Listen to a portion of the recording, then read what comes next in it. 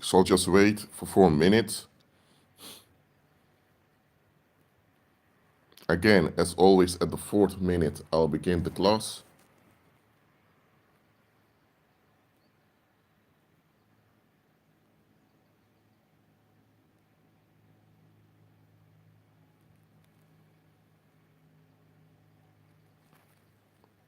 When you're here, let me know in the live chat, please. Thank you very much.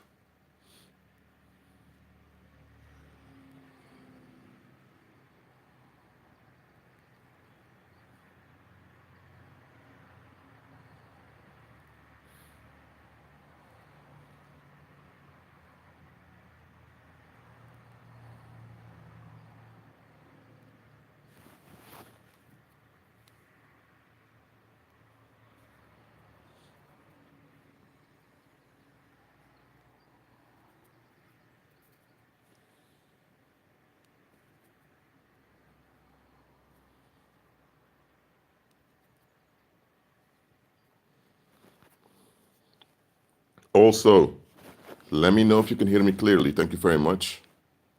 Let me know if you can hear me clearly.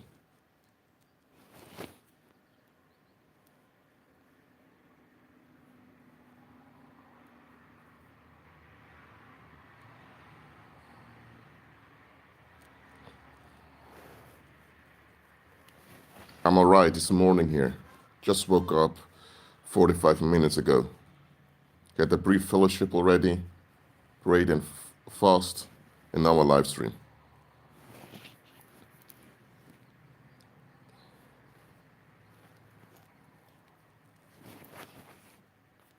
And when you're here, please hit the like button. Thank you very much. Thank you. I see Wolborg is here. I'm glad you're here, Wolborg.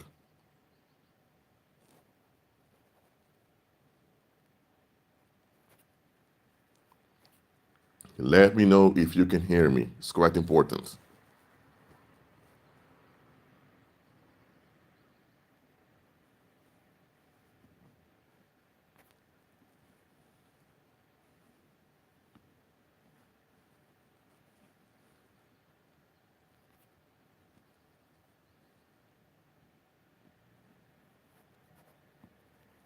Good. Glad you're here, Suzanne. Glad you're here, Chris. Thank you. Thank you for those who hit the like button. Very much appreciate it. I'll start within a minute.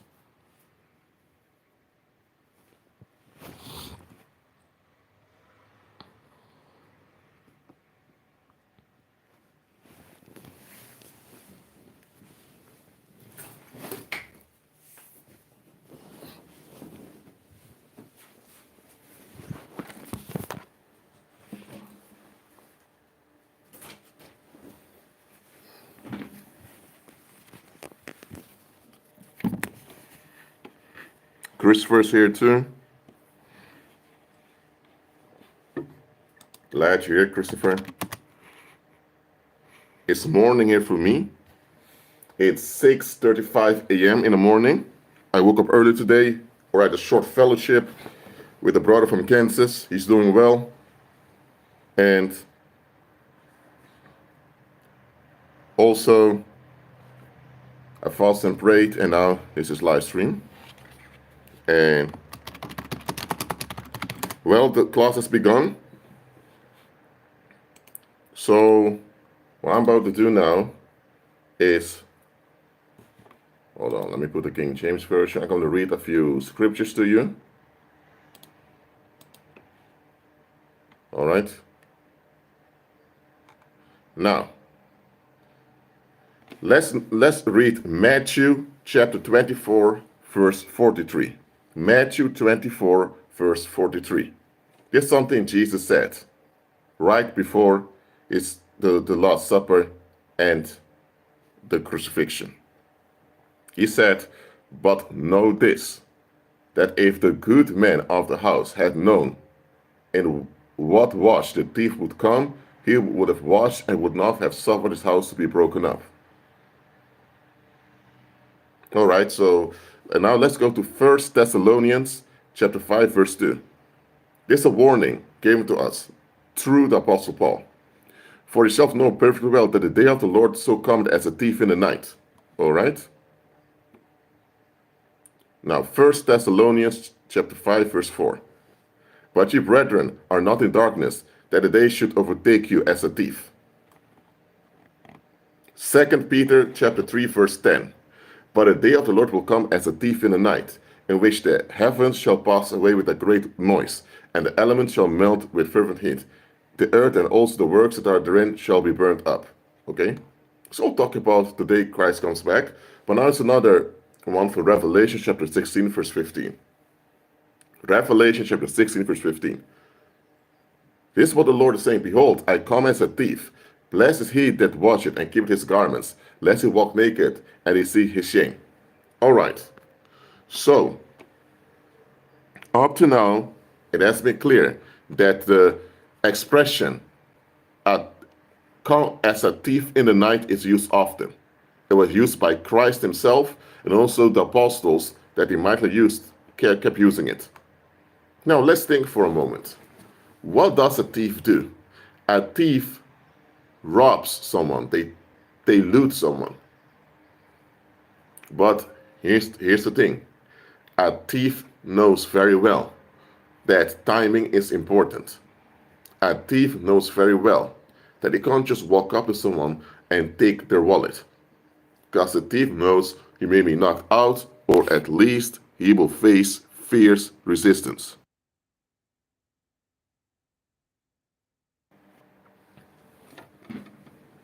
A burglar cannot just walk to a house, ring the doorbell, and when they open say, hey, I'm here to empty your house, man.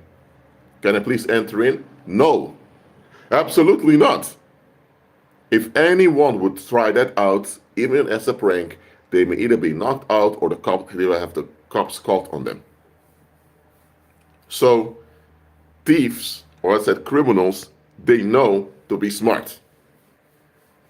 Now, Satan is the one who is the thief. He comes to kill, steal, and destroy. So now ask yourself, why would Jesus, or why would Christ compare himself to a thief, even though it's Satan who's the thief? Now, why do you think Christ would compare himself to a thief? Something that's attributed to Satan. Why? What do you think? I'll give you 1 minute to answer. It can be just a brief one sentence. Why do you think Christ did this? From all the comparisons you could make about how he acts, he said he acts like a thief. First, I want to know your thoughts, and then I'll give the answer. Why did Christ compare himself when it comes to the way he operates as a thief? Even though Satan is the thief.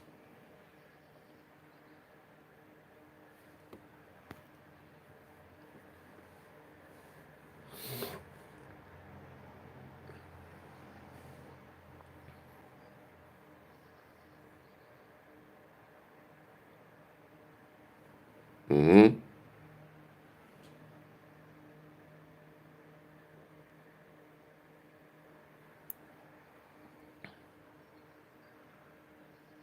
Mm-hmm. Okay. Now, I got one individual saying sneaky. One says out of his own character. I don't know what you mean with that, Chris.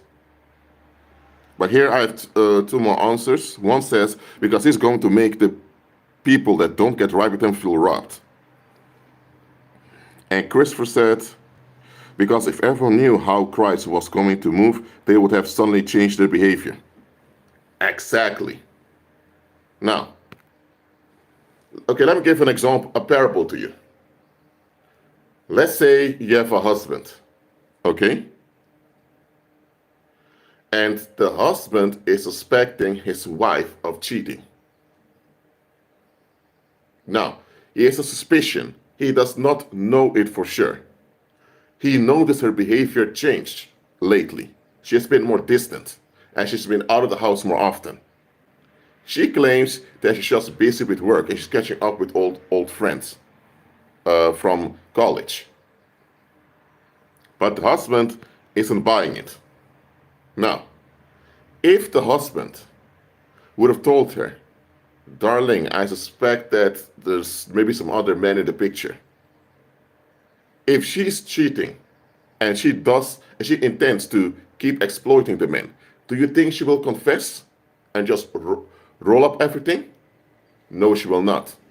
The fact she's cheating means that she wants to benefit from having the title of a married woman, but at the same time, she just wants to escalate on the streets. Or it can be that she refuses to go into therapy to process her own issues, and now she just wants to escape, but at the same time, she wants to make sure that she ends up with benefits. So what does the husband do? The husband hires a private detective, and the private detective does not announce himself as a private detective. He pretends to be this art lover that's interested in pursuing art, because the wife is also an art lover. So the private detective fakes being this art lover too, and then he follows her around as a stalker, and then he photographs her with the other men entering and later leaving a motel. So that's how the private investigator got his proof, and the husband could file for divorce successfully. Now, the wife was not aware that the husband noticed her infidelity. The wife was especially not aware that he even hired the private detective, and she was aware the private detective was following her. If she would have been aware that her husband noticed something, she would have adapted her behavior just to escape consequences. But she would have continued to take advantage of the men.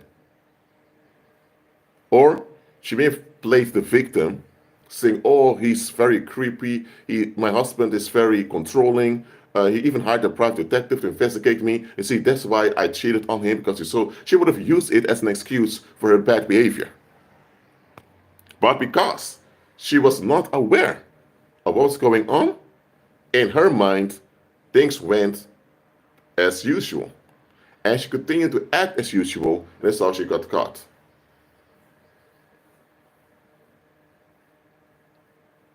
Now, here's another thing. If people think they have the right to do whatever they want to do without explaining themselves to other people, and then one day the police arrive, let's say, for example, you have a guy, he's beating his wife and his children, and he thinks it's my house, I pay rent, I can do whatever I want. And one day the police comes and arrests him for domestic violence. Will that man feel like it's a just situation? No, he will feel like they're breaking into his house. He thinks it's my house, I pay rent, so I can do whatever I want. And then the police come tell him, no, you can't. You can't commit domestic violence. And they take him out of the house and put him in prison. Now, the domestic abuser, from his perception, from his perspective, it's robbery and kidnapping. He feels as if he's being robbed of his house. Because in his mind, he's entitled to beat his wife and children and anyone that's in his house. Well, that's how it is when God operates. Those that refuse to submit to the Heavenly Father's ownership and leadership, they will feel as if the Heavenly Father is invading their quote-unquote privacy, which does not exist, as if he is taking away their rights to will whatever they will. Just like a domestic abuser will never agree with the police coming to arrest him, the same way the world or bad society will never be okay, and they will never agree nor submit to the ownership and leadership of the Heavenly Father. I said ownership because in the world, everyone wants to own something in order to play God.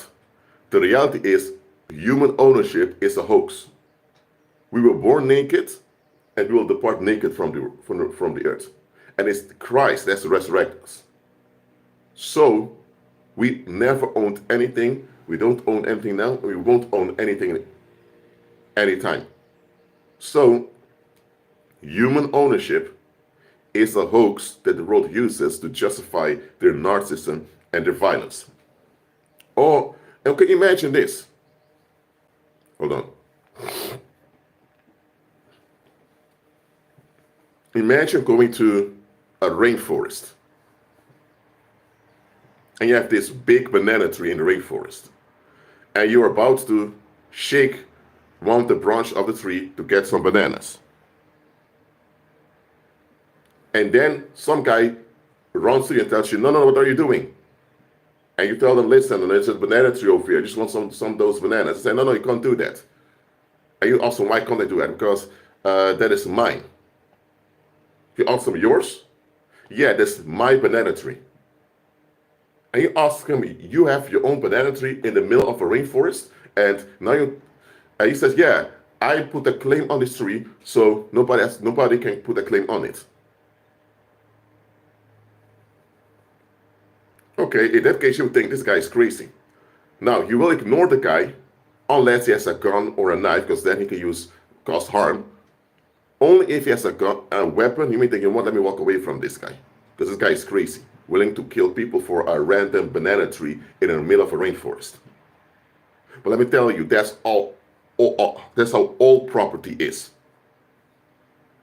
For example, you can go to a beach and you have a field of grass over there. That field of grass is just a piece of nature. It becomes property when someone puts a claim on it. Property is a claim of ownership. Now, anyone, just like that crazy man in a rainforest, anyone can put a claim onto anything on the earth.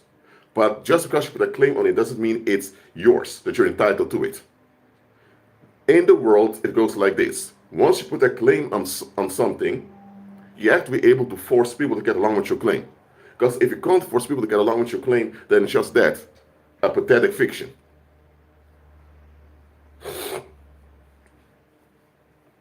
Let's go back to that piece of it, to that example. You have this banana tree in the rainforest. One guy claims it's his tree. And you have 20 people coming saying, get the hell out of here. This is a random banana tree in the rainforest. What are you going to do? You're going to claim the whole rainforest yours too? In that case, the guy is lost. And it's even embarrassing.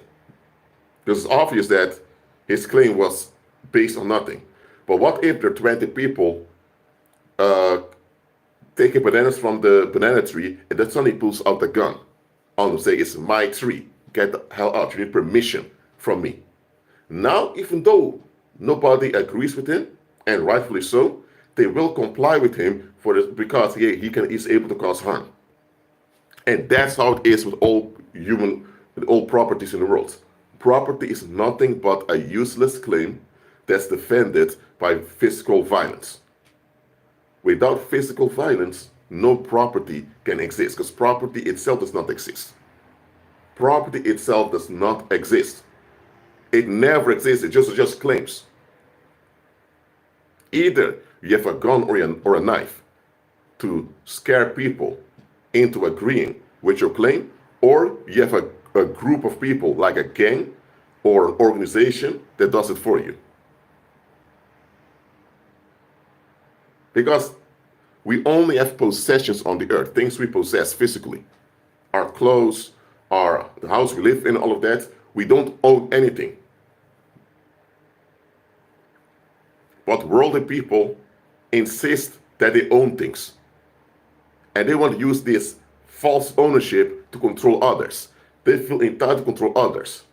Now, the real owner, God himself, when he sends believers their way to remind them, you don't own anything, and God is the owner, they think, get the hell away with your with that gospel, with that Jesus Christ or that thing of yours. I want to be left alone. Then what happens when Jesus Christ comes back himself directly and resurrects them? Now they need to deal with the fact that they've been claiming ownership of things they could never own, and now they need to account on how they behaved on the earth. And now, as they are resurrected, they are alive forever, and now forever they are alive, they need to operate with the knowledge that they own nothing, and they will never own nothing. And now they know that their violence cannot be that effective anymore because nobody can die. Nobody can die, so everyone's immortal. So they cannot successfully put claims of ownership anymore. And here's the thing, reprobates are all about playing God, all about putting claims of ownership and then expecting others to worship them. The only way they get away with it in this lifetime is because we have mortal bodies. So they can use physical harm to get you to agree with what they want. That's what the military is based upon. Using physical harm as a leverage to get your way. That's what criminals do, also out there. What if everyone is immortal? How are you going to lay claims of ownership now? You can't. So the reprobate is going to throw violent tantrums at the Heavenly Father forever, and they're going to go around the earth screaming, shouting, and destroying everything because they don't want to agree with reality that they're not God and they don't own anything. They have no entitlement to control other people. That's why they have to be deported to the lake of fire. Now, from the perspective of the reprobates, anyone who does not agree with their controlling is a thief, a criminal, a piece of shit that deserves to be beaten or killed for going against their will.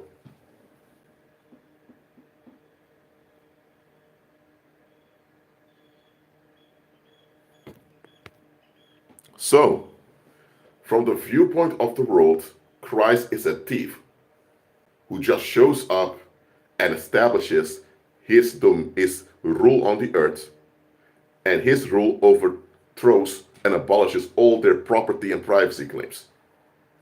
This is what you to understand. Privacy is a concept related to ownership. Nobody goes to a rainforest and says, man, I want privacy. Nobody does that. But they do say, hey, I'm in my own house, I need my privacy. Privacy and ownership are related to one another. Privacy means this is my universe where I'm God and everyone needs permission to exist and move in my universe. And the only way they can have that is that they claim a portion of the earth as their private universe. But here's the thing.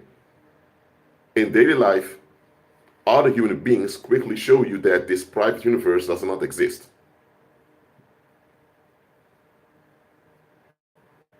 And when Christ comes back and he's in his full power, and the holy angelic beings are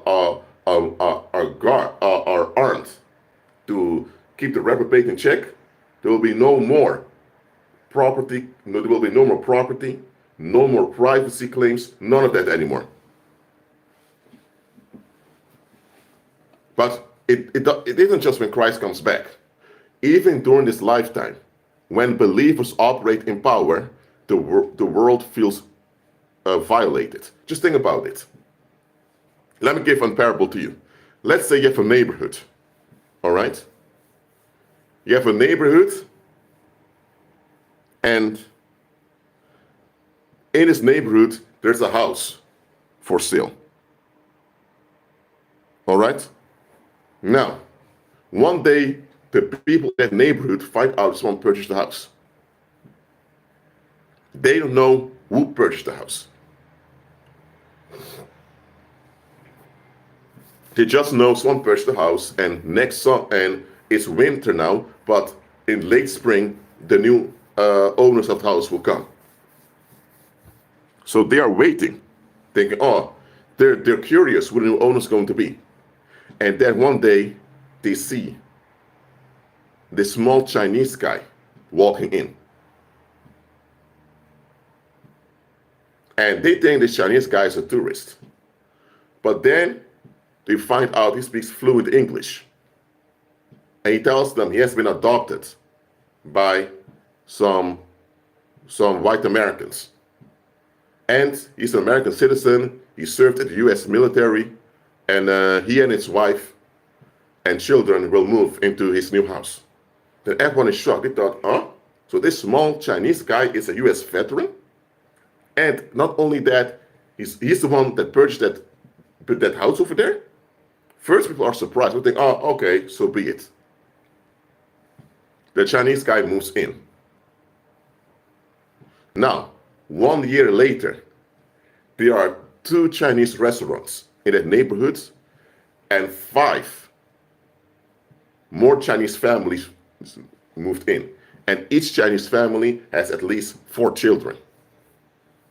And all those children, those Chinese families are teenagers, so you have a lot of Chinese people coming to visit them on a regular basis. How do you think the people that live there already are going to feel about the moving in of that Chinese American veteran? Let me know in the live chat. What do you think? Let me know. And by the way, thanks for your super chat donation, Suzanne. How do the people that already live in the neighborhood are going to feel? Let me know in the live chat.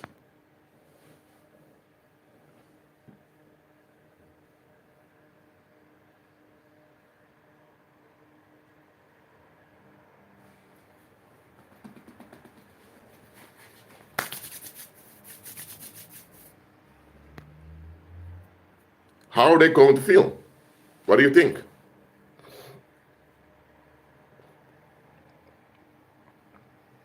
All right, got one answer already.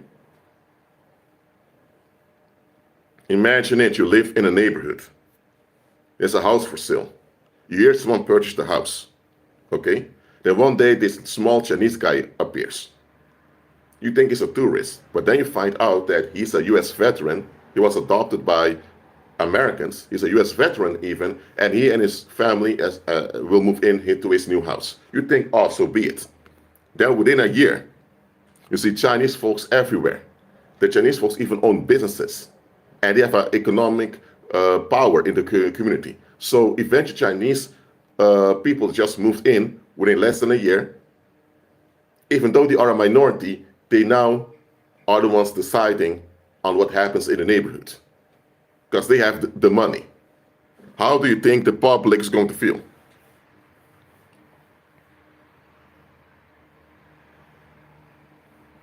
All right, I got a few answers already. I'm going to wait for a half a minute more, then I'll continue.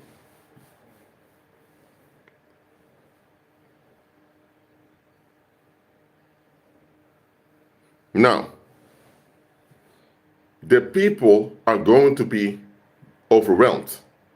They're going to be upset because they're going to say, hold on a minute.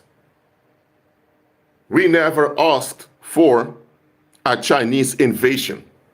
I mean, 2 years ago, it was just us living here. Yes, we had our issue in the neighborhood, but that's it. The previous owner of that house there died, and we know the house was for sale. We found out this small Chinese guy comes and lives there, but hey, he's a US veteran, so we thought, hey, he understands us. The guy moves in, but he suddenly brings all his community over here, and they now take over, and now the situation became like this, that they have more finances than us, so they're now dominating the area. Well, hold on. So now everyone needs to pay attention to what this small Chinese guy wants, even though a year ago he didn't even live here. The people are going to feel invaded, they're going to feel violated, and let's say now people begin to try to kick the Chinese minority out. But here's the thing, they can't kick them out because they purchased the houses over there. So now they try to use law enforcement, they do false police reports on them, but even the police tells them, listen, those people live there, you need to find a way to live with them. So because they can't use lawful means to get them out, now the people turn to street violence. They begin to harass the Chinese people, they make them feel unwelcome over there. Hey, but here's the thing. When they began to do this, more Chinese folks moved in to support those who were being attacked. And before you know it, you even had Chinese street signs all over the place. And eventually the public lost their minds because they realized, man, we can't fight off these Chinese invaders. They keep on increasing. Now they even put Chinese street signs all over the place. You know what? Let's get out of here. Either they abandon their own homes and they end up homeless somewhere else, or if they realize we don't want to move because then we become homeless, but we can't fight off the Chinese either, so what's going to happen then? They will lose their mind and begin to destroy the whole neighborhood.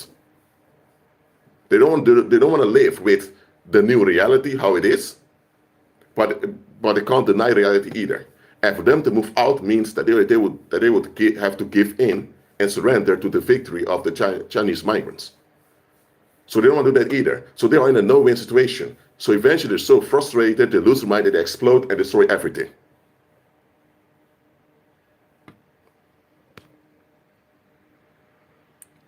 And let me tell you, that example I gave unto you of a small Chinese guy.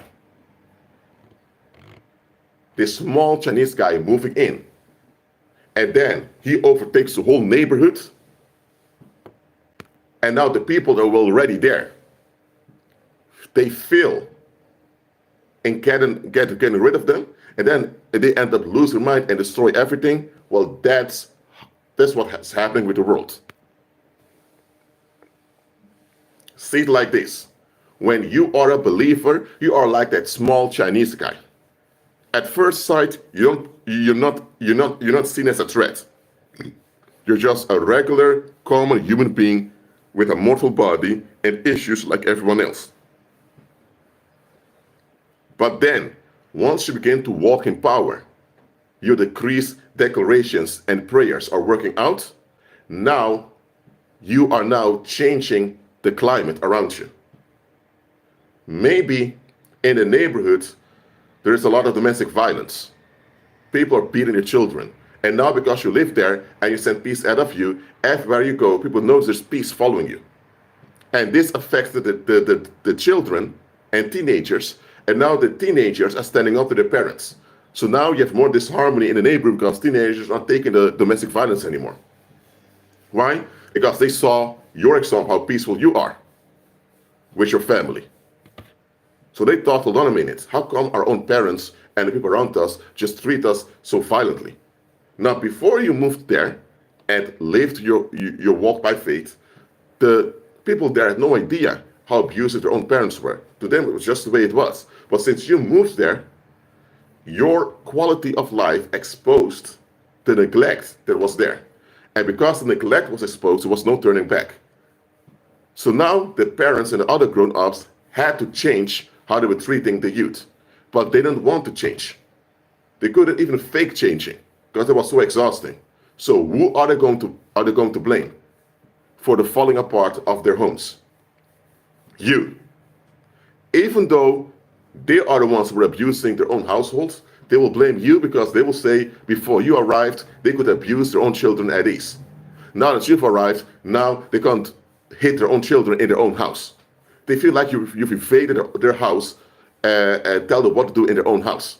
Now, you didn't physically invade their house and you never told them what to do. You just have an impact, and the impact affects them all the way in their own house. And this is an impact they don't want, but it's nothing they can do about it.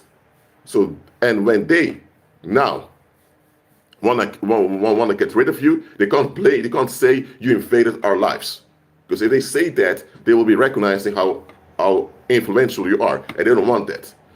They don't have anything they can use against you because you never broke into their house and you never act out against them. So they will make up something to accuse you of. And when they realize that you shake off their accusations and you're not impressed by them disliking you, now they feel humiliated because their violence is not taken seriously. So now they will try to act out of violence, but when they want to act out of violence physically, they realize things backfire. Their hands get blocked, the cars crash in other directions. They realize now there's power shutting them down before they even arrive at you. So they realize, man, we can't even use physical violence. We can't even use bullets against them. What do we do now? Oh crap, there's nothing we can do. You know what? We don't want to live like this, but we don't want to commit suicide either. So you know what? We're miserable. Let's make everyone miserable as revenge because we cannot relieve ourselves the way we want. That's how they are.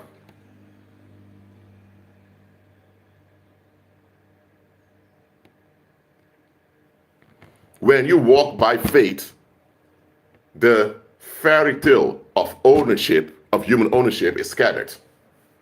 It's then that they have to realize that it's the Heavenly Father who owns the earth, and that He gives power to which believer He wants. And if they're not believers, that means they're not even qualified to receive any power. So you walk in power, affecting them in their own houses without being there. That's quite powerful. That's something they cannot escape unless they leave the neighborhood. But if they leave the neighborhood, that will be surrendering to your influence. And they don't want this. They want to defend their quote-unquote ownership and their quote-unquote privacy against you. But then they realize very quickly they don't have any ability to do so. So if they get along with your influence, they will develop resentment and anger behind the scenes against you, and this will harm their own bodies and their own households. But if they leave, it'll be a testimony that the resurrection power of Christ is working. So they don't want to get along with your influence because it goes against their claims of ownership and privacy, but they also don't want to leave and let you be at peace. So they want to, that anger and resentment that harms them, they want to put that harm on you. Even when they know that they won't get anything out of it, they are miserable, they're blaming you for it, and so they want to put the misery on you.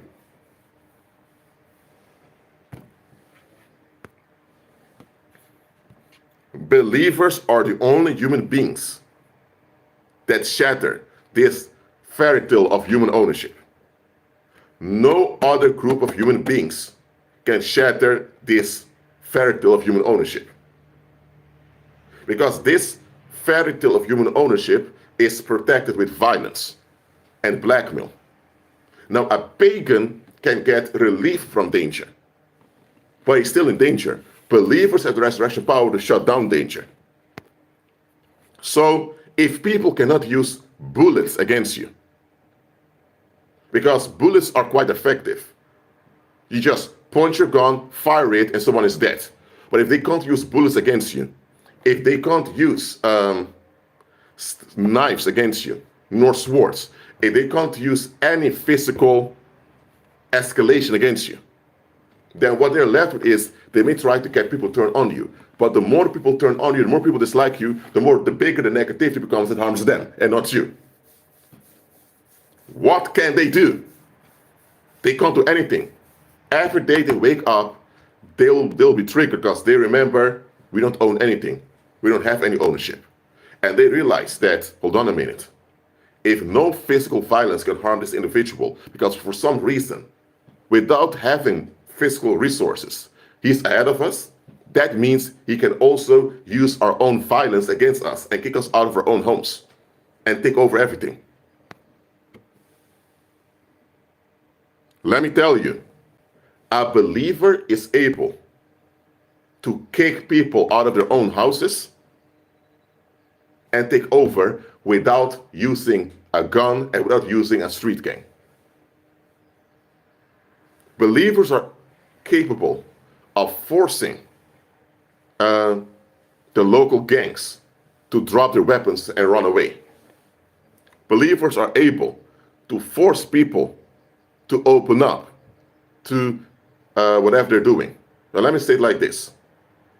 In the world, pagan corporations use black magic and blackmail on the masses to get things done. That's how companies like McDonald's or Microsoft or British Petrol or Shell or whatever, that's why these multinational corporations exist all over the earth. Because they use blackmail and black magic. With blackmail, I don't mean threatening the people. With blackmail, I mean using their leverage in an overwhelming way. They use the leverage in an overwhelming way in which the public didn't have much option to resist them. And they're using the black magic from paranormal rituals to get them things done. That's why even people who can't stand McDonald's have to live with the fact that there are 2 McDonald's in their neighborhoods. Why? Because they know if they throw rocks at the McDonald's, police may come and arrest them. And they'll go to jail, they have a criminal record, and the McDonald's still there. And the McDonald's is there due to black magic. Okay? and the black magic can fade away. And so once the black magic works out, McDonald's is finished. Just like McDonald's has to keep doing rituals over and over again. You understand me? So that is how the pagans in the world do it. They use their leverage in such an overwhelming way that you resisting them will be costly on you.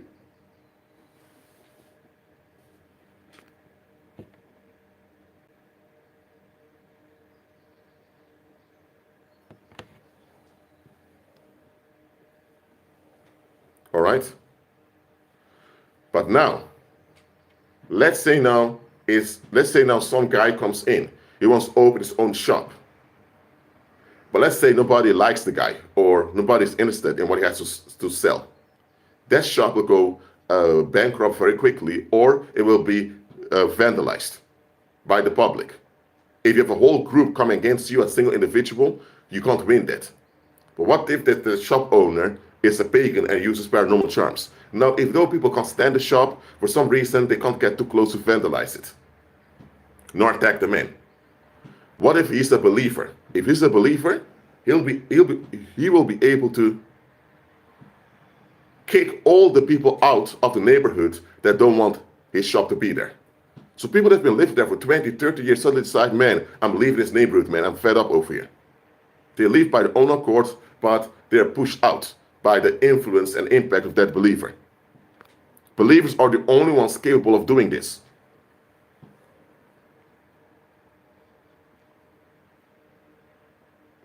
Now look, what you did, Feline, declaring and that all drunkards and drug addicts gather in one location corner and driven out, that's one thing. But you say, now I have peace. Well, your peace should have never depended on them being around, on them not being around. Okay?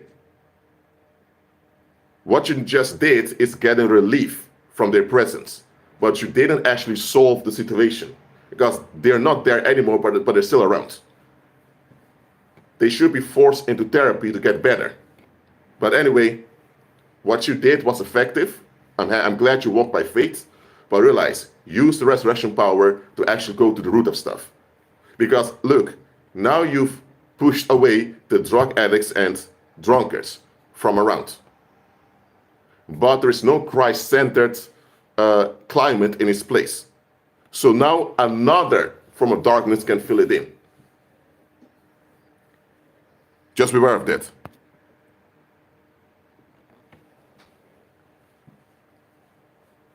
Look, when people are in their own houses, in their own bedrooms, with their spouses or whatever, and they realize that even there, when you're not physically around, it is as if you're running their house, it's going to drive them insane. A random individual, they can shoot and kill them, or they can put them in prison, and it's over. A pagan is restricted anyway because the pagan operates in cycles just like they are. But the believer, when a believer feels that there's some contention against him or her, the believer goes into decrees and declarations and things backfire. So people who are talking bad behind the believer's back suddenly experience a lot of heaviness, a lot of disruption in their daily lives in their own houses. And they know where it comes from.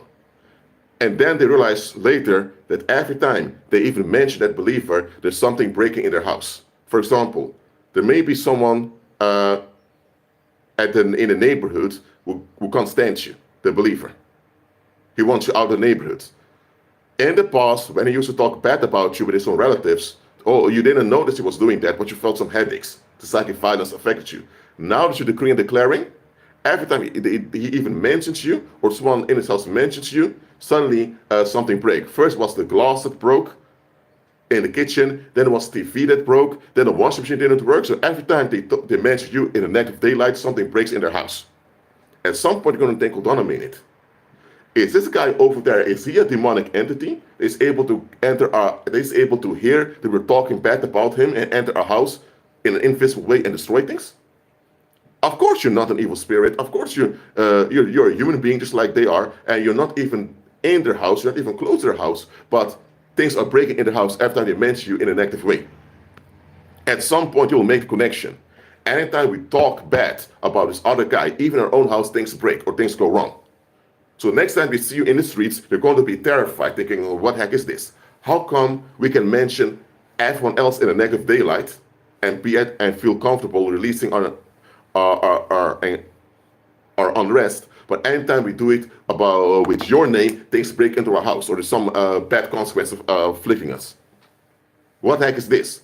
So once people experience the backfire, they're going to become obsessed with you, try to figure out what's wrong with this guy or what's wrong with this woman, that nobody can talk bad about them.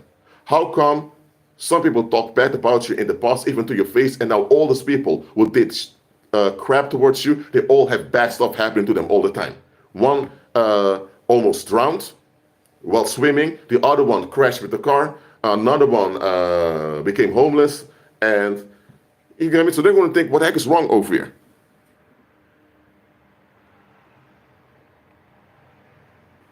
So, once they realize that there is power working on your behalf, but they can't see where the power comes from, now they get terrified. Because they realize, hold on a minute, if nobody can even talk about this individual in their own house, because even in your own house things are affecting you, that means there is some supernatural power hearing that we're talking bad about this guy and taking action against us. Ooh, that means that supernatural power is also aware that we can't stand the guy. What if that supernatural power now turns on us openly? What if this individual becomes aware of what we're doing and now he decides to kick us out of our own homes or to force us to do what he wants or whatever? So they're going to be terrified, realizing, man, you have power, you have a leverage, and they know how much you can do with the leverage, how much it can be at their disadvantage. So what will happen? Two things can happen. Either people will ghost you, so they will ghost you completely because they realize that at some point their bad attitude towards you will come out and it's going to backfire in the full. And when that happens, you have to apologize and now be submissive to your influence. And that's going to be quite humiliation they don't want to go through. That humiliation will cause them to lose their mind and become suicidal, so they don't want that. But they also don't want to fight you because they realize it will be exhausting and you are ahead of them anyway. So a lot of them will just ghost you just so that they don't have to face any backfire anymore.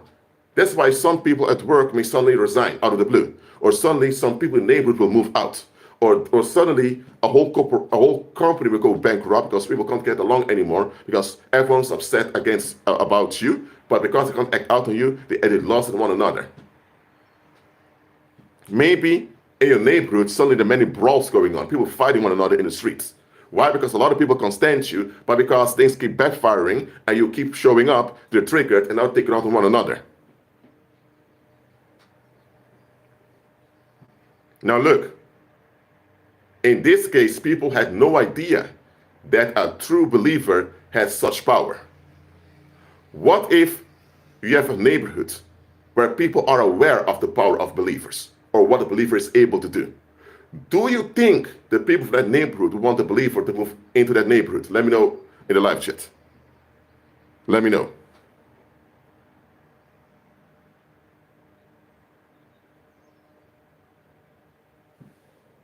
What do you think?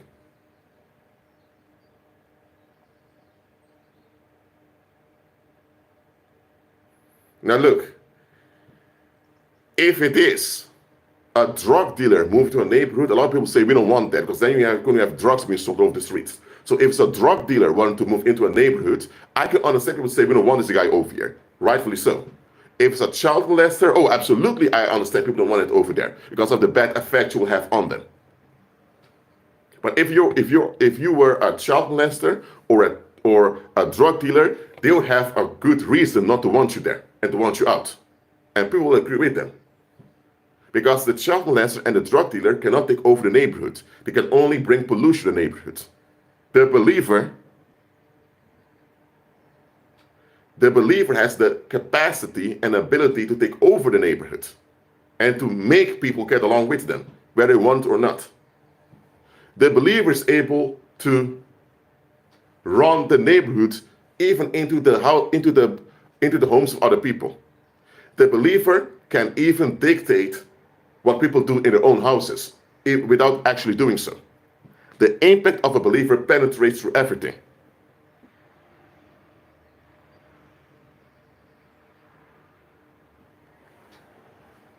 So that's why there are places, you see drug dealers, child molesters, you see scam artists, you see a lot of creepy people and bad people roaming around, but when the believer shows up, people are upset because they know what you're capable of doing. The drug dealer cannot affect people all the way in their house. If the drug dealer is selling drugs to people in the neighborhood and you have drug addicts around, they can send the police, arrest the drug dealer, and they can put the drug addicts in rehab, and it's over. If it's a child molester that molests a child, and now the child is very moody, they can put the child into therapy and they can arrest the child molester or kill him, and it's over. If it's a pagan, and the pagan, it has some leverage financially, they know that the pagan has a limited capacity, so they can tolerate that. But if a believer moves in, they know that they cannot use anything against the believer. They have nothing on him they can say, we don't want you here anymore. Because they know the moment they decide we don't want you here anymore, the believer can force them to want them around. And that's going to be quite traumatic, and it's going to be quite humiliating on their part. They're going to feel bad in their own houses because there's a guy living there they don't want there. And eventually they'll be the ones losing their mind in their own houses, destroying everything.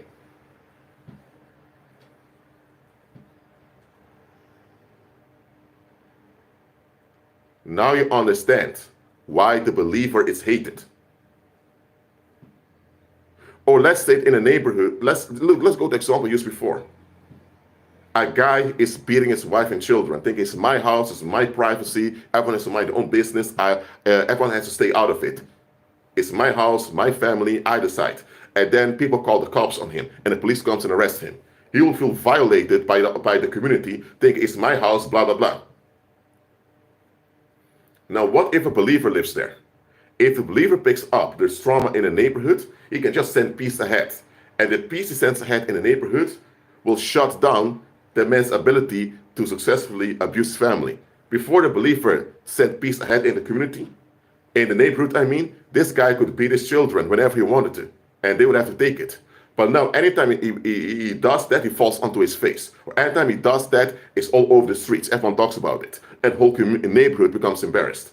Before that, the neighborhood turned a blind eye to him beating his children. The people were in on it, but just allowing him to do so. But now that the believer is around, and the believer calls out child abuse, and now the believer's impact reveals the neglect of the community, not only is that domestic abuser exposed and humiliated, the whole community looks bad because of the influence of the believer. So now everyone turns on the believer. That's how it goes.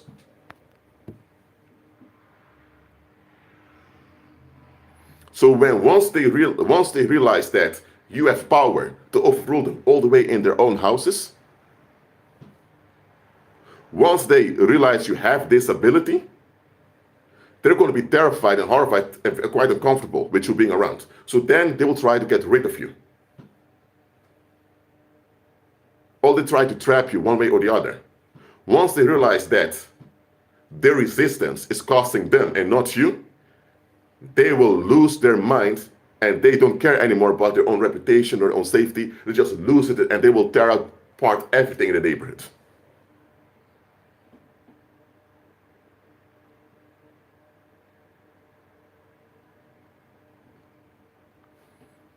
When they can't beat you or get rid of you, they try to isolate you by telling everyone to ignore you.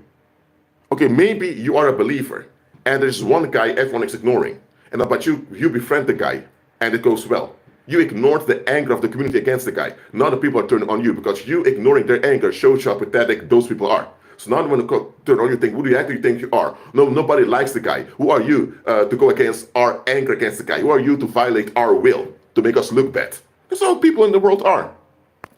They will what they will, they have to take what they will. Or else. Well, with the believer, there is no or else working over here. There is no or else with the believer. The believer is able to make people go against their own will, whether they want or not, and when they have to go against their own will out of necessity, the anger and resentment will destroy the people that have to go against their own will. We can make people give up their stupid wills and get along with justice. And if they keep refusing, the destruction will be on theirs. Only believers can do that. No pagan can achieve this. Pagan can hinder people in external bad behavior, but they can't make people go against their own will. Believers can.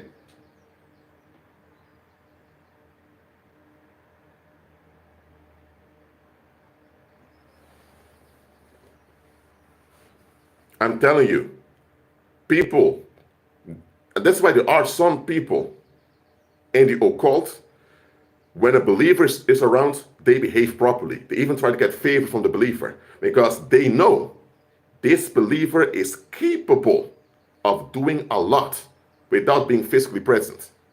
Look, if you try to empty someone's house by yourself, that's not even possible to carry all that furniture and all everything out. But let's say you try to empty someone's house. You have to physically break in and carry their stuff out of the house. Man, the police is there before you know it, or the people have knocked you out, or they may have shot you. If you have a street gang, you can do it more easily because you have a whole team emptying the house. But they all have to be physically there. A pagan can cause you to be uncomfortable in your own house by doing spells on you, and you decide to leave the house. But they have to do a lot of spells, and it will also backfire on them. The believer can just send peace ahead, and if you're negatively minded, you either flee the neighborhoods because you're terrified, or you end up destroying yourself in the house, and then you die, and your stuff are now sold, and the money is given to the poor or whatever.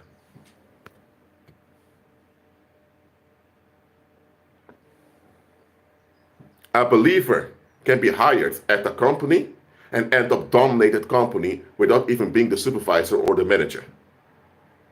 The believer behind the scenes can be running that company even though he is just a cashier over there or he's just a cleaner over there. You can have a company and you have this believer being a cleaner over there, and it's this believer that's deciding over the company behind the scenes. The owners of the company themselves don't know what's driving them. They feel pressure all the time to take certain decisions, and it's the prayers and the decrees of the believer behind the scenes doing it. So the believer now is using the revenue of that company to sponsor the projects for other believers. The believer cannot walk to the safe of the company and take all the money away because the believer will be arrested or be shot. So the believer is using the power of decrees and declarations to force the revenue of the company into the benefit of the believer's plans. So you have this guy working there as a cleaner, just sweeping the floors or mopping the floors, but he's the one above the CEO. The CEO is under spiritual pressure to do what the believer wants, and the believer is just smiling all the time.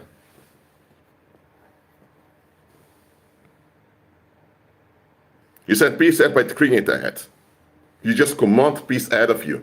And when you command it, you mean it emotionally, and in your feelings, you emote and feel it and command it ahead of you. That's how you send peace ahead of you. In Christ Jesus' mighty name, amen. Always mention that. I mean it. Pagans cannot do this. You can have a CEO that's pagan, pretending to be a cleaner, you can have that, but an actual pagan that's a cleaner cannot do this. Taking over a whole company without lifting a finger. Believers can.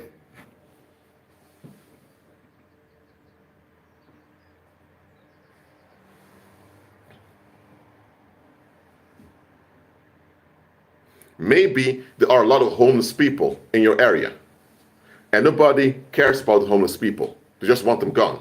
And you command in Christ Jesus' mighty name that there are abundant houses for the homeless people. You decreeing and commanding this in the spirit over and over again, at some point, there's going to be criminals that are empowered to rob certain places.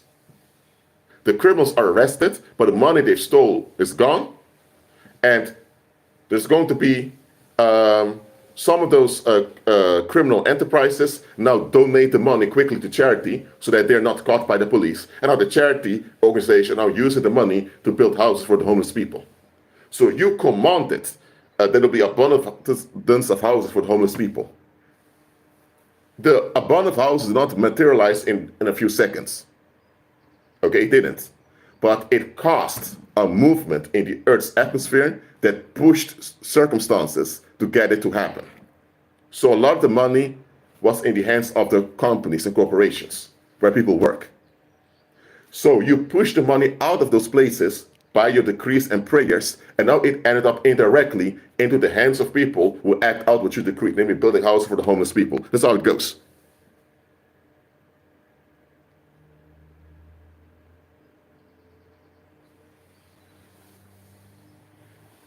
You get what I'm saying? So when you decree and declare, indirectly things are playing out behind the scenes to get accomplished what you decreed and declared. This when the Heavenly Father when the Heavenly Father lets you decree pass.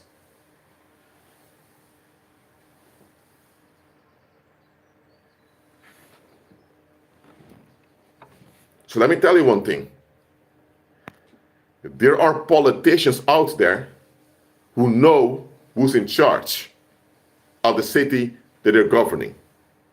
Maybe, let me say like this, it can be that there's a lot of domestic violence increasing in a city.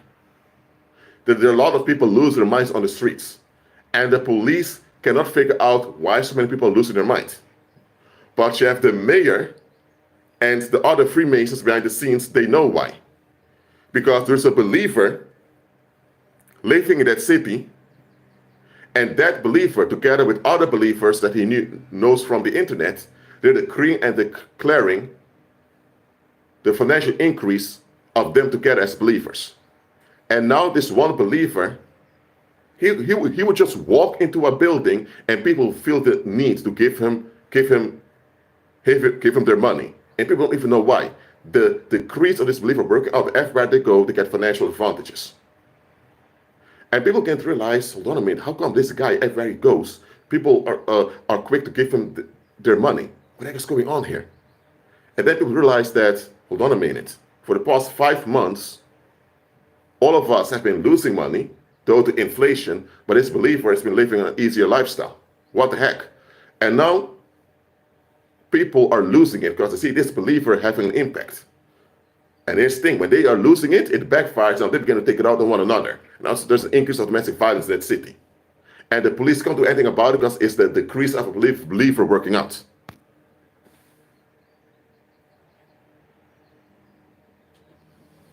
Maybe there was this homeless guy over there everyone looked down upon.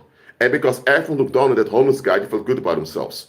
One day the homeless guy is not there anymore, but suddenly he's a restaurant owner.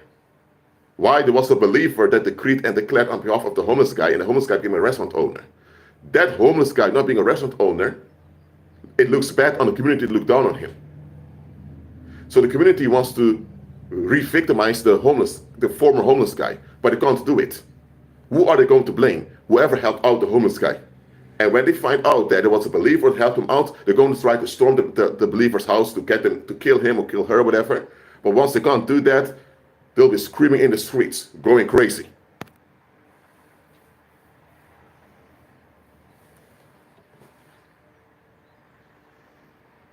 Let me tell you, believer, a lot of people didn't want to give you a job when you applied for it. Or a lot of people didn't want you to marry their son or daughter. Or a lot of people did not want you to even live in a neighborhood. They didn't even want you close because they realized the potential you have. You did not realize your potential. They did. And they were terrified of you using your potential and them not being able to sabotage them and able to sabotage it. If you were a drug dealer or if you were a street hoe, they would have tolerated you because they realized, man, if we get fed up with this guy or if he does something we don't want, we also have something we can use against them to shut them up or to get them out. But if he's a believer, you can't get them out. They may get you out. And that's why believers, we have to become saints by graduating into sainthood. We have to walk in the resurrection power all the time. We have to, as I say, cross the Jordan and operate fully in power. We have to graduate into sainthood, and we have to be ahead of everything. Simple as that.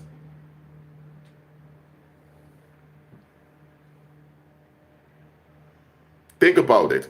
If there's a lot of homeless people and drug addicts around, those are the victims of the community that the people neglected. But they can blame the victims, saying, hey, it's all on you. You guys have traumas, blah, blah, blah. If a believer comes by and commands abundance on behalf of the homeless people and drug addicts and commands healing on them, and within a year or two, all the former drug addicts, former homeless people are now business owners and they're thriving, who's going to get the glory? The Heavenly Father, in whose power the believer operated. And it's going to look bad on the community because their narcissistic abuse is being exposed. And that's going to work out bad on them. So they don't want that. That's why society has a counterfeit.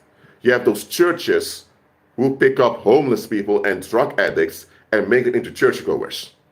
Because here's the thing, even though they're not drug addicts or homeless people anymore, as churchgoers, they're still in darkness, so the public can still use them for narcissistic supply. Let me tell you, when you take away the narcissistic supply from the masses, not only do they become asses, they become ferocious wolves, ready to devour you.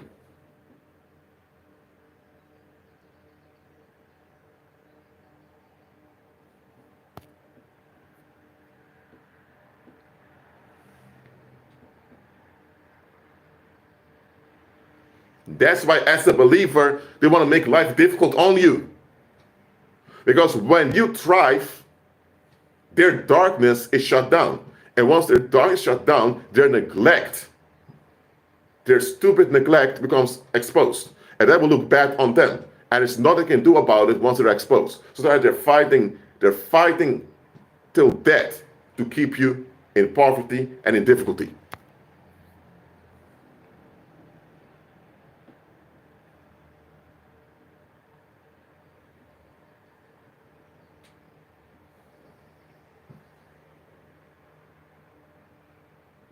Ismir, replay back the live stream. You'll understand it.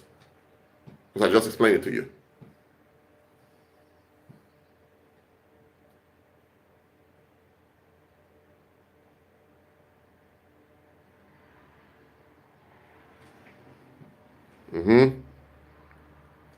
That is why. That is why we have to be wise as serpents. We have to be wise as serpents. A drug dealer is not going to tell everyone on Facebook, hey, I move into this neighborhood, I'm going to sell my dope and make a lot of money, man. If he does that, the police will see the Facebook post, he'll be arrested. Or the people may prevent him from moving into the neighborhood. A Chinese guy who plans to open up a Chinese restaurant will not announce that to everyone. Because there may be people in the neighborhood that says, hey, the Chinese guy wants to open a Chinese restaurant, get the hell out of here, we don't want it around here. And he's being hindered. In the world, pagans, they hint what they want to do, just to psychologically prepare you, and when they do it, and then you resist, they will remind you, I told you what I was about to do. Now, they didn't literally tell you, but they hinted what they wanted to do. So then, when it happens, and now you're upset, it will be on you for not stopping them. That's how pagans do it. Now, believers hint what we want to do in a fake way, and we do much more, and there's nothing people can do to stop us, because every time they attempt to stop us, they're the ones running out of the neighborhood. They're the ones fleeing. They're the ones going down.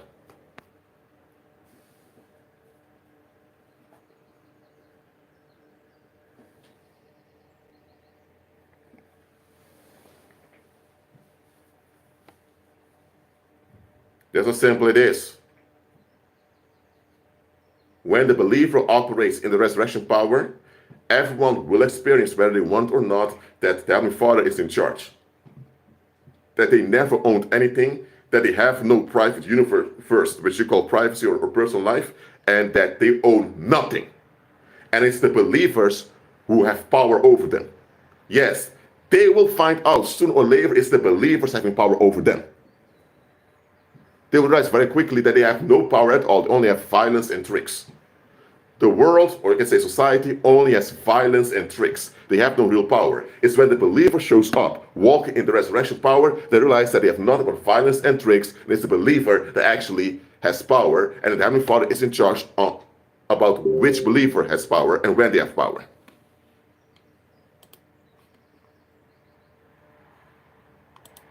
Simple as that.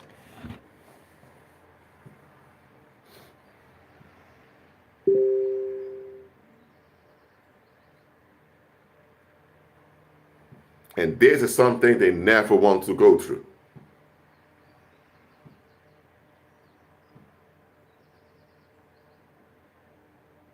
Because let me tell you, that resentment you have towards you, that anger, will haunt them as long as they live.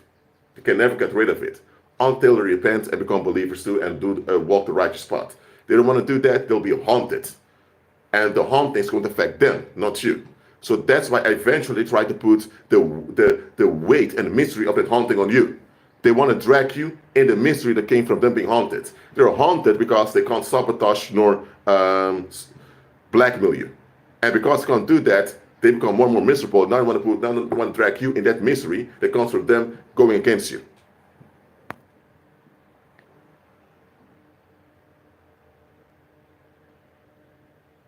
Indeed, just like Suzanne said, the believer does not hurt them physically. The believer moves them to another place to decrease declarations. So we can have a physical impact on them without even touching them physically.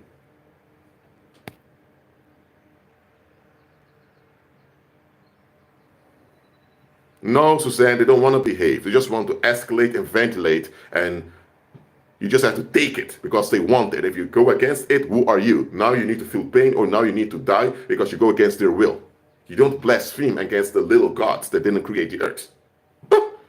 That's their attitude, that's their policy. You don't blaspheme the little gods that didn't create earth, because if you do that, they have a right to do things to you. They see themselves as little gods who have a right to will whatever they will. And the believer in peace shuts this down. We don't get angry, we don't explode on them, we don't argue and fight with them. In peace, we shut it down.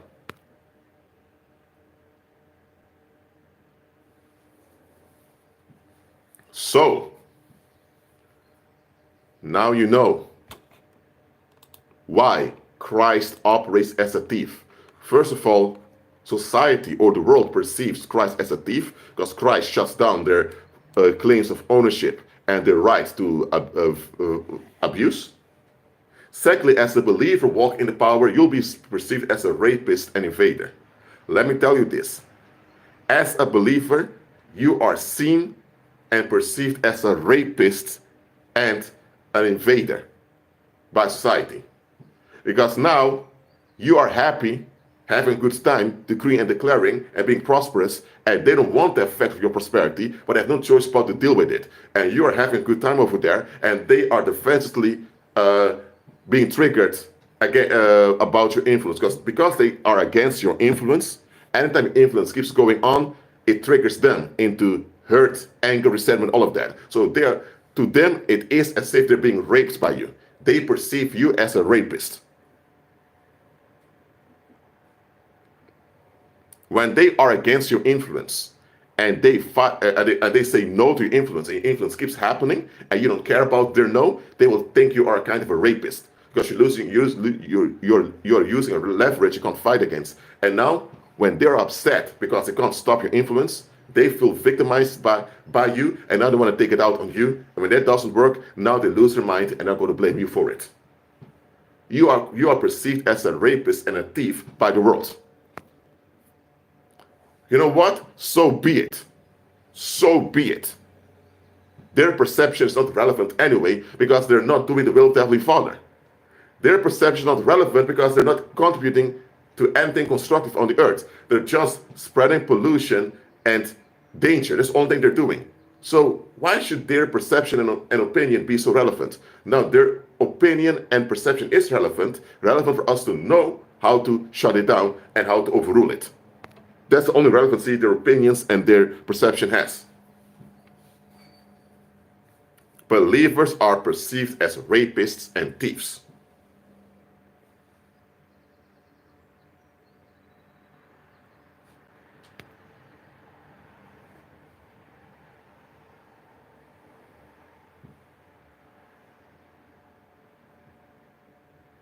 When people cannot easily ventilate unrest anymore, because you are blocking it, that unrest will destroy them and kill them. They'll develop diseases physically, they'll develop mental breakdowns, some may become suicidal, it will explode into domestic violence, and it will explode into a bad social environment that will destroy the local economy and the local social cohesion. So when worldliness cannot ventilate unrest, it's a big disaster for them. And the thing is, only the believer can shut down their ventilating of unrest. So once they ventilate against the believer and it backfires, they become obsessed with ventilating on the believer just to prove a point that they have a right to ventilate unrest, and then the unrest ends up destroying them.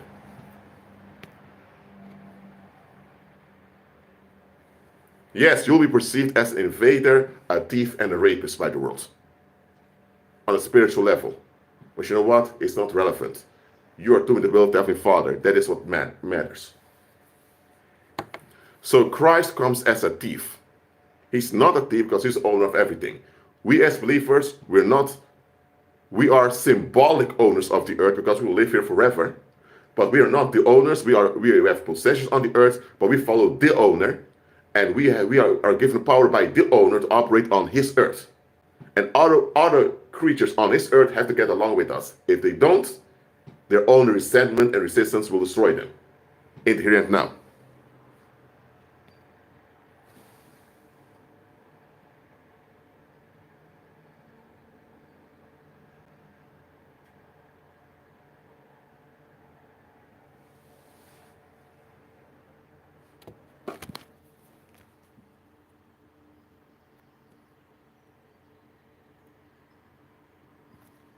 The whole idea that believers have to ask permission and get along with the will of other people is not biblical.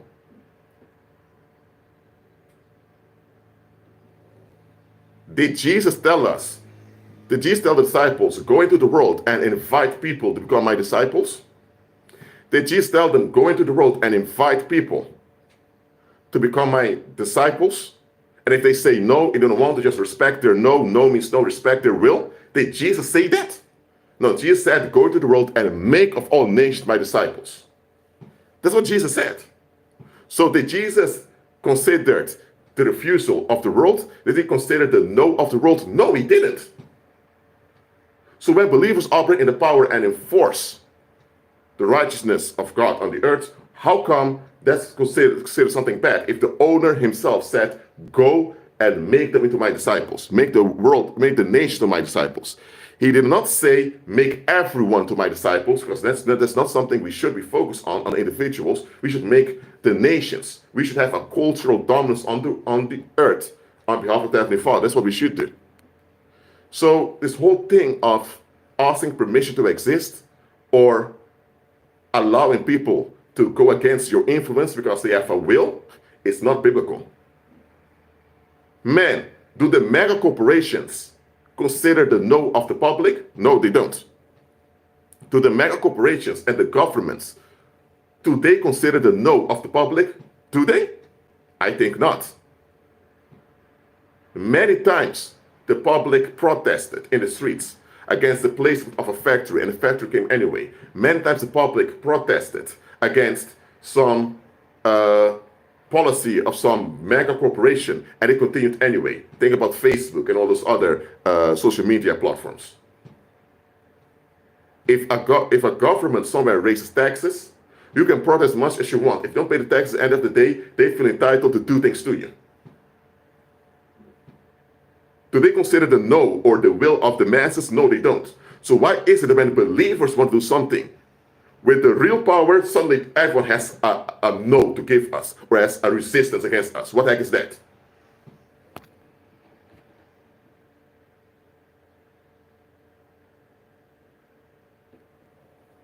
That is why we need to be Christ-centered. We are not jerks and assholes going around bossing people around, taking advantage of other people. We're not doing that. We're just enforcing the abundance of Christ on the earth.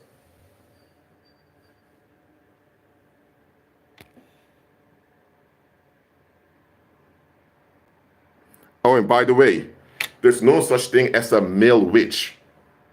In the English language, you have an embassy and a legate. A legate is a representation of a republic. A republic doesn't have a king, so there's no central figure that has the ambition. A kingdom or an empire has an embassy because you represent the economic ambitions of the monarch's family. That's why kingdoms have an embassy, republics have a legate. But today in the English language, both are called embassy, even though an embassy only applies to kingdoms. We don't use the term legate anymore. The same way, an epistle and a letter is a code of the alphabet. An epistle is a document you write to someone else. But today, you say, I'm writing a letter. You don't say, I'm writing an epistle. The same with the term witch. Witch is feminine. Warlock is masculine. A man cannot be a witch. A man can act witchy, but he cannot be a witch. And a woman cannot be a warlock.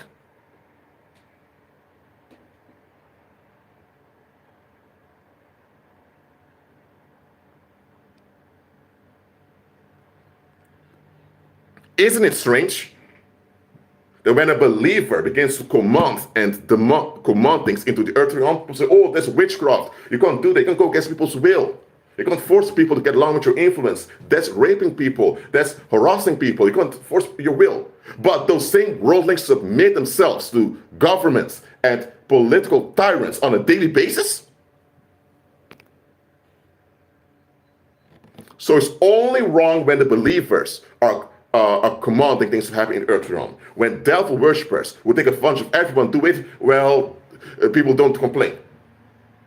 Or it's because they have something on the devil worshippers.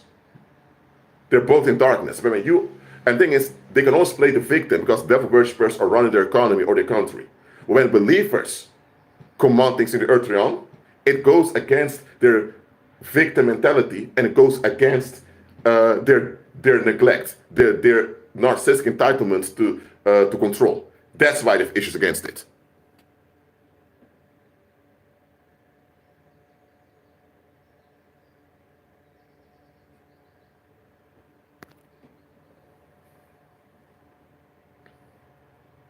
So,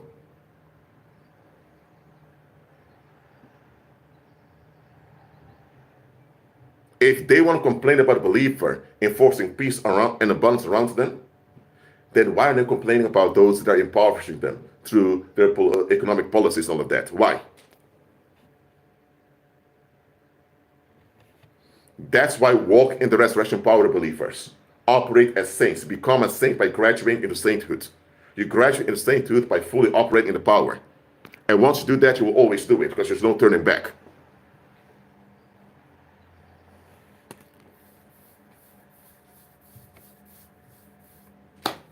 So, Christ comes as a thief, and according to the world, we are thieves. But you know what? I don't care. Learn from Christ. Don't make it easy on others to resist your impact.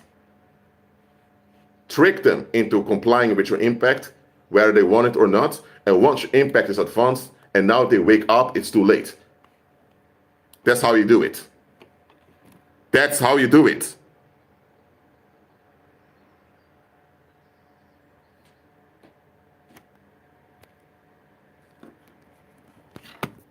All right. Matt, keep praying for your daughter's mom and also for your daughter. I command the Christ's mighty name that peace will overtake your daughter, that she will shake off the bad influences of her mother. I command this in Christ's mighty name. Believers, the world operates through violence. Okay? And people insist on their rights to violate, to defend things called property, privacy, things that don't even exist. So why are believers who serve the risen Lord, why can't we command things in the earth realm? Because when we command things, we shout down their violence, and they can't handle that because violence is all they have. All right. Thanks for listening to this message. It's been more than an hour. It's taken longer than I wanted. But if you have questions about this topic, you can ask them now. Or if you need to go because you need to go to sleep or you have other things to do, you can go now. So if you have any questions, please ask them right now.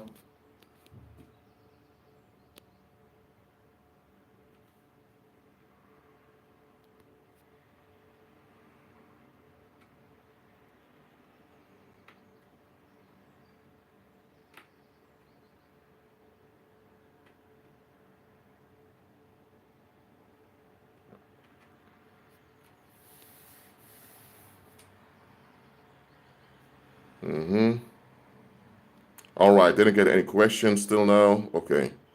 Thank you all for being here. Keep agree with Christ, and I'll see you next time.